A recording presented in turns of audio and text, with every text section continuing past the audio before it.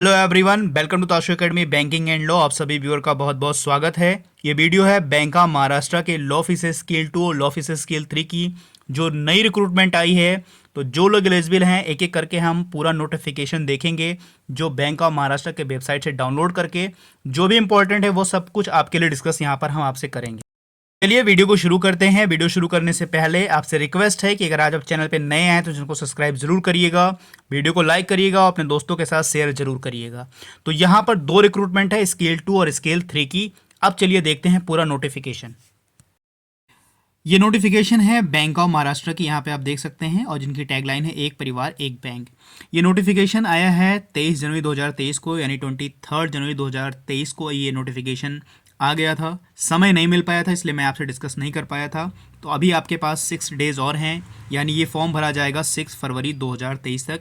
6 फरवरी 2023 तक ये फॉर्म भरा जाएगा।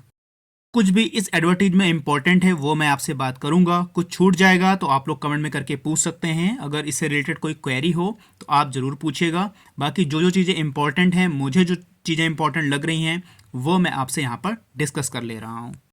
यहाँ पर बैंक ऑफ महाराष्ट्र ने लॉ ऑफिसर स्केल 2 और लॉ ऑफिसर स्केल 3 के रिक्रूटमेंट को ओपन किया है।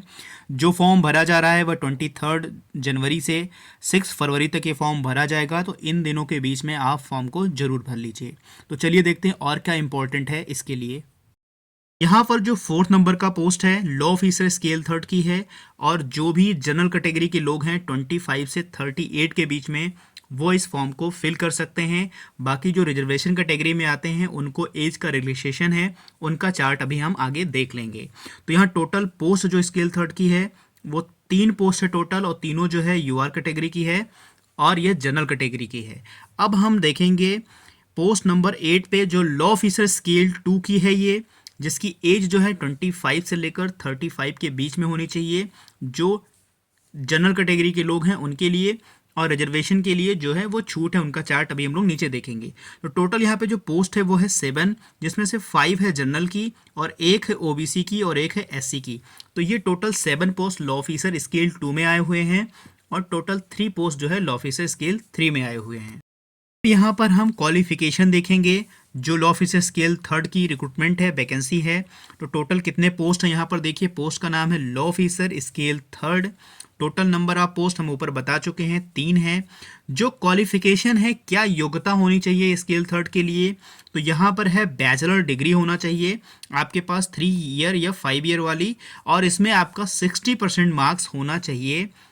चाहे आप सेमेस्टर मिला लीजिए, चाहे पूरे, अगर आपका ईयरली हो तो भी 60%, अगर आपका सेमेस्टर वाइज एलएलबी रहा हो तो उसका भी 60% आपके पास होना अनिवार्य है। यहाँ पर क्वालिफिकेशन आपको समझ में आ गया। आपके पास 3 ईयर की लॉ डिग्री हो या 5 ईयर की लॉ डिग्री हो, या सेमेस्टर वाइज हो या ईयरली हो, तो आपके पास 60% मार्क्स होना चाहिए इस एग्ज़ाम के लिए।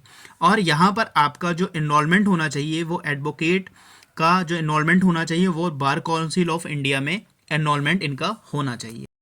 एसेंशियल क्वालिफिकेशन हो गया। यहाँ पर अगर आपके पास मास्टर डिग्री है यानी एलएलएम है, ठीक है, तो आपको यहाँ पर प्रेफरेंस दिया जाएगा। बात कर लेते हैं एक्सपीरियंस की। तो क्या एक्सपीरियंस है, तो मिनिमम 7 ईयर आपकी प्रैक्टिस होनी चाहिए, एज एन एडवोकेट होनी चाहिए, या उनमें से हाँ, जो एक्सपीरियंस है आपका टोटल 7 ईयर्स का एज अ एडवोकेट का एक्सपीरियंस होना चाहिए। उनमें से 1 साल आपका एक्सपीरियंस जो है वो एज अ लॉ ऑफिसर होना चाहिए, या एफआई में फाइनेंशियल इंस्टीट्यूशन में होना चाहिए, या आपने 1 साल का कोई काम किसी भी लॉ फॉर्म वगैरह में किया हो, तो वो आप एलिजिबल होंगे इस पोस्ट के लिए। हमने आपसे डिस्कस कर ली है 25 से 38 एज होनी चाहिए, और ये बॉन्ड 2 साल का आपका जो बॉन्ड जमा किया जाएगा 2 साल के अंदर। अगर आप जॉब को छोड़ते हैं तो जो बॉन्ड है, ठीक है, आगे देखेंगे 2 लाख का शायद बॉन्ड है, तो वो 2 लाख रुपए आपके नहीं मिलेंगे। प्रोबेशन पीरियड यहाँ पर 6 मंथ का आपका प्रोबेशन पीरियड है डेट ऑफ ज्वाइनिंग से। बाकी जॉब प्रोफाइल वगैरह आप पढ़ लीजिएगा। तो ये स्केल 3 के लिए आपकी एज, आपकी क्वालिफिकेशन और आपका एक्सपीरियंस, ये तीनों चीज़ें किसके लिए थी, स्केल 3 के लिए थी। अब हम स्केल 2 का एक्सपीरियंस क्वालिफिकेशन देखते हैं। ये जॉब प्रोफाइल है, आप ज़रूर देख लीजिएगा, क्योंकि ये सारे काम आपको करने होंगे, तो इनको ध्यान से आप पढ़ लीजिएगा, क्योंकि इंटरव्यू के टाइम पे ये चीज़ें जो हैं काफ़ी इंपॉर्टेंट होंगी आपको बताने के लिए, क्योंकि यहाँ से भी क्वेश्चन आपके एग्जाम में पूछे भी जा सकते हैं। अब यहाँ पर देखिए लॉ ऑफिसर स्केल 2 की क्या क्वालिफिकेशन है वो हम यहाँ पर देखेंगे। तो पोस्ट का नाम है law officer scale 2। Total post जो हैं 7 पोस्ट हैं। यहाँ पर जो क्वालिफिकेशन है स्केल 2 के लिए बैचलर डिग्री आपकी यानी 3 ईयर या 5 ईयर की लॉ डिग्री होनी चाहिए। 60% होना चाहिए जनरल कैटेगरी के लिए, और यहाँ पर 55% जो है वो एससी और ओबीसी कैटेगरी के लिए 55% भी अगर है तो वो इस फॉर्म को भरने के लिए एलिजिबल हैं। यानी अगर आपका जो जनरल कैटेगरी के लोग हैं उनके लिए 60% रखा गया है और 55% फॉर एससी और ओबीसी कैंडिडेट के लिए है जो इस फॉर्म को फिल कर सकते हैं। साथ ही साथ उनका enrolment bar council of India में एज अ एडवोकेट उनका एनरोलमेंट होना चाहिए। क्वालिफिकेशन आपको समझ में आ गई कि 3 ईयर या 5 ईयर की लॉ डिग्री होनी चाहिए और 60% मार्क्स होना चाहिए। 55% मार्क्स एससी और ओबीसी की कैंडिडेट के लिए अगर वो हैं तो इस फॉर्म को भर सकते हैं। अगर आपके पास लॉ में मास्टर्स है यानी आपने एलएलएम कर रखा है तो आपको ये प्रेफरेंस दिया जा सकता है। एक्सपीरियंस देखते हैं तो मिनिमम 5 ईयर का आपको पास एक्सपीरियंस होना चाहिए एडवोकेट का। किसी लॉ फर्म में आपने काम किया हो, ठीक है, किसी आपने डिस्ट्रिक्ट कोर्ट, हाई कोर्ट या डीआरटी में कहीं पे भी आपने 5 साल का आपके पास एक्सपीरियंस होना चाहिए। तो ये एसेंशियल क्वालिफिकेशन और एक्सपीरियंस है, ठीक है, आपको इस फॉर्म को भरने के लिए आप एलिजिबल हैं। बाकी अगर आपके पास इनमें से कोई चीज़ है, अगर आपने काम कर रखा है बैंकिंग लॉज में, कंपनी लॉज में, लेबर लॉज में, फैमिली लॉज में, कहीं पे भी काम कर रखा है आपने, तो आपको यहाँ पे प्रेफरेंस दिया जा सकता है। एज मैंने आप पहले डिस्कस कर ली है, 25 से लेकर 35 के बीच में जो लोग हैं वो इस फॉर्म को स्केल 2 का फॉर्म जो है भर सकते हैं। स्केल 2 के लिए मिनिमम बॉन्ड पीरियड 2 ईयर्स है। अगर 2 साल के अंदर आप जॉब छोड़ते हैं तो जो आपने बॉन्ड के लिए पैसा दिया था वो पैसा आपको नहीं मिलेगा, और अगर आप 2 साल बाद छोड़ते हैं तो कोई बात नहीं है डेट ऑफ ज्वाइनिंग से। प्रोबेशन पीरियड 6 मंथ का होगा डेट ऑफ ज्वाइनिंग को लेकर, और ये सारी जॉब प्रोफाइल है, आप एक एक करके ज़रूर देख लीजिएगा। ये सारी जॉब प्रोफाइल है। यहाँ पर जो रिलैक्सेशन दिया गया है एज लिमिट में, ठीक है, तो किन कैटेगरी को दिया गया है, एससी एसटी के कैंडिडेट हैं तो उनको 5 ईयर की, ओबीसी के लिए 3 ईयर की। बाकी यहाँ पर और दिया गया है छूट, तो जो इस कैटेगरी में आते हो तो उनको छूट दिया गया है। तो यहाँ पर जो एलिजिबल होंगे रिजर्वेशन के लिए वो भी इस फॉर्म को फिल कर सकते हैं। और देख लीजिए स्केल 2 के लिए और स्केल 3 के लिए जो बेसिक पे है यहाँ पर दिया गया है, आप लोग ये देख सकते हैं। पर जो बॉन्ड का प्रोबेशन पीरियड है वो मैंने आपको बताया था 2 साल है स्केल 2 के लिए, और स्केल 3 के लिए दोनों के लिए 2 साल है। अमाउंट देख लीजिए आपका 2 लाख रुपए है दोनों के लिए। स्केल 2 के लिए अगर आप ज्वाइन करेंगे तो 2 लाख का बॉन्ड जमा होगा। अगर 2 साल के अंदर आप छोड़ते हैं तो ये पैसे आपको जमा करने पड़ेंगे। अगर आप 2 साल बाद छोड़ते हैं तो ये पैसे आपको वापस हो जाएंगे, ठीक है। बाकी इसका प्रोबेशन पीरियड 6 मंथ है दोनों का। यहाँ पर आप देखिए जो सिलेक्शन प्रोसीजर है वो है कि जो भी एक एग्ज़ाम आईबीपीएस के द्वारा कराया जाएगा, ठीक है, वो भी एग्ज़ाम पैटर्न हम लोग देख लेंगे।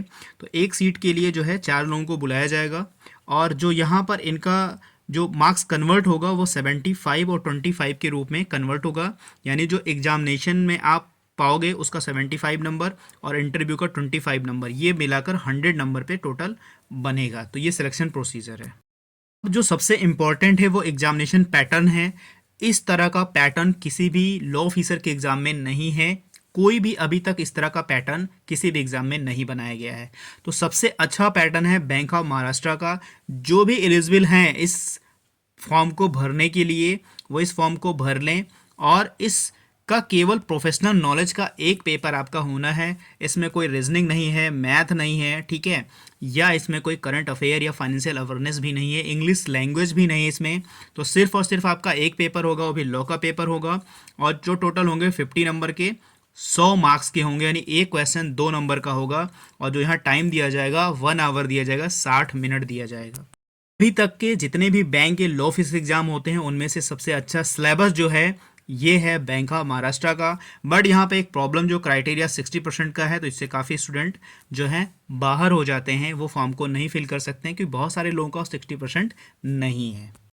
ये गोल्डन अपॉर्चुनिटी उन लोगों के लिए है जिनके पास 60% लॉ में 3 ईयर या 5 ईयर में है, और वो इस एग्ज़ाम को देने के लिए एलिजिबल हैं, तो वो यहाँ पर पढ़ाई अच्छे से कर सकते हैं। इसके लिए मैंने टेस्ट सीरीज लॉन्च कर दी है, ठीक है, उसका लिंक आपको डिस्क्रिप्शन बॉक्स में भी दे देंगे और नंबर भी दे देंगे। तो जिनको टेस्ट सीरीज ज्वाइन करना है वो कमेंट में करके ज़रूर बताएंगे, या जो व्हाट्सएप नंबर देंगे उसमें अपना नाम और स्टेट का नाम लिखकर आप मुझे मैसेज कर सकते हैं और रजिस्ट्रेशन आप करा सकते हैं।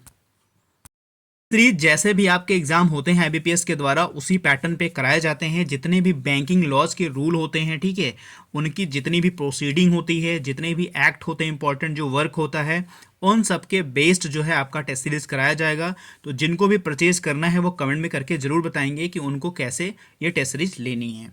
तो यहाँ पर ये हो गया एग्जामिनेशन पैटर्न, जो काफ़ी अच्छा पैटर्न है बैंक ऑफ महाराष्ट्र का। यहाँ पर एक चीज़ इंपॉर्टेंट और है, ये यहाँ पे आप देख सकते हैं कि हैंड राइटिंग डिक्लेरेशन। काफ़ी बच्चे जब फॉर्म को भरते हैं, आईबीपीएस का कोई फॉर्म भरते हैं, तो वहाँ पर एक हैंड रिटन डिक्लेरेशन मांगा जाता है। तो उसका फॉर्मेट ये है, ये आप अपने हैंड राइटिंग में लिखकर उसकी एक जो है इमेज खींच लें, और जितने भी केबी में ये मांगते हैं तो यही आपको अपलोड करना होता है।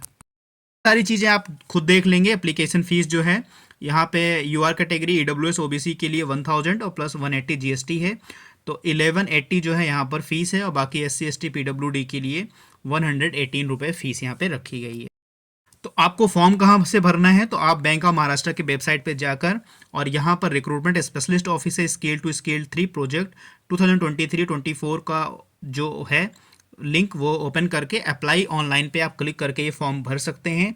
अगर किसी भी कैंडिडेट को ये फॉर्म भरने में कोई प्रॉब्लम है वो मुझे कमेंट में कर सकते हैं, उन्हें मैं फॉर्म भरने का पूरा प्रोसेस बताऊंगा कैसे उनको फॉर्म भरने हैं।